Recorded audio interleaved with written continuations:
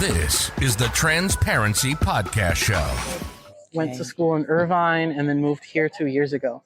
Wow, went to school in Irvine. Me too. Which high school? Is it high school or university? Oh, I went to University of California, Irvine. Oh, okay. Yeah, because my high school is there, junior high. So I pretty much grew up from Irvine. Anyway, so how long have you been transitioning? For about a year, a little over a year. June 17th was kind of my official day. Right. For transition. Congratulations. Yeah, so do you discover yourself maybe a little bit different prior to that year ago? So I think for transitioning, there were a few moments I could look back in the past and think, oh, that makes sense. But I think for me, the tipping point was at the time I was just non-binary. When I did transition, I turned non-binary. Yeah. There was an incident in where there was this 40-year-old cis woman, a coworker. I work at a school, right? And she gets mad at me because I didn't let her on the elevator first. Oh. And I'm like, this is the 21st century. This is like, but like, I'm a woman. You're supposed to treat me this way. And I was like, you know what? This whole gender thing is bullshit. So after that, I started to become non-binary. And then after that, I transitioned further into trans woman because I realized she, her pronouns were cool. And I was like, you know what? I actually like being a woman. So cool. Awesome. Congratulations. I'm also two-spirit. Like that's two-spirit. Yeah. Okay. So okay, cool. So you are you're local in Long Beach, and how do you feel like Long Beach City? Is it safe, friendly? You won't have any problem or some sort of confrontations? I'd say Long Beach is pretty laid back in general. I feel like on the surface it seems more accepting, but I feel like when you get down to the nitty gritty at work, working as a substitute teacher at high schools, you see all the transphobia right up front in these kids, and in the administration. So I think that obviously they need to fix that.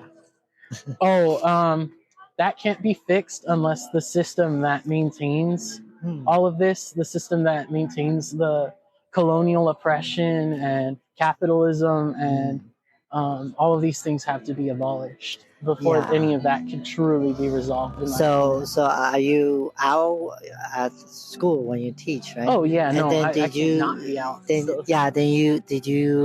Were you a teacher already before you transitioned in that same school? Yeah, so I was a substitute teacher, and I transitioned over the summer basically. Awesome. So, yeah. And so that means that the teacher staff already knew you from before, and now do you feel they treat you very differently since? I do feel a little different. Like when I was a guy, I felt like the other teachers, it was like, hey, what's up? And like being a substitute, there's already not that much respect from other teachers or the students. Yeah. But when you're trans, like the students just love to like use that against you, constantly being sirred and mistered. Like is the absolute worst. Being he'd. Sir is like the ugliest word in the dictionary. Yes, I know. So how are those students, kids? What grade are you teaching? Oh, I prefer high school because younger kids are just too much energy-wise. Oh, okay. They run around. They constantly chatter. All they do is chatter. At least high school kids, you can kind of reason with them a little bit. And they're more laid back. You don't have to police them constantly. Right. So that's why I prefer teenagers. Okay. So do you have any student that they are, let's say, trans or even LGBTQ people? I have I've had a few encounters with other trans students Uh-huh. where they come up to me and they're like, "Oh, it's so nice to see a trans teacher," or they'll be like,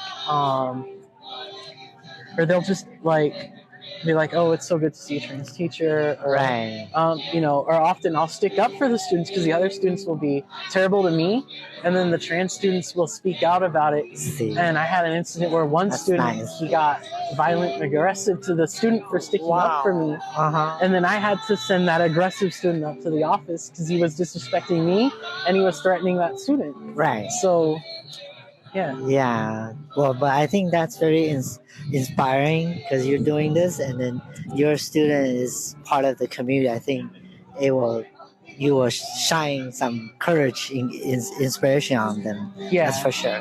And I'm also a grad student. Grad student, yeah. At Cal State Long Beach for a master's in linguistics. Wow.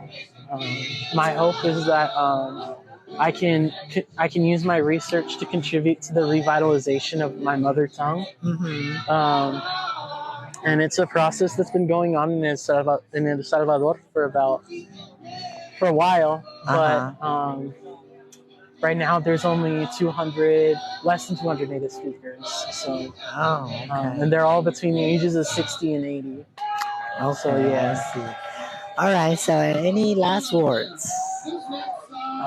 Anything you want to say to our audience, fans, and listeners? Yeah. I want to say that in terms of the whole concept of allyship, I don't think that allyship really exists. I think if you're going to want to be an ally, you don't be an ally, you be a comrade, you be an accomplice, you be out there you go out there on the field, the battlefield with us when we're out there fighting. And I mean and I don't just mean protesting peacefully, but I mean when shit gets real. Only then will I call you an ally. Yeah. So you got to be down in the dirt with us. You can't just hold up a sign or put it on your bio, trans rights. You got to actually be about it. And that's the only time I would ever consider you an ally. And I consider you, if I do, then you'd be a comrade. And comrades are way more important than allies. Yeah, the old saying, walk the talk, right? Exactly. Okay. All right, thank you for coming on the show and doing this live little show for us. Please follow us on Transparency Podcast Show on IG, Facebook.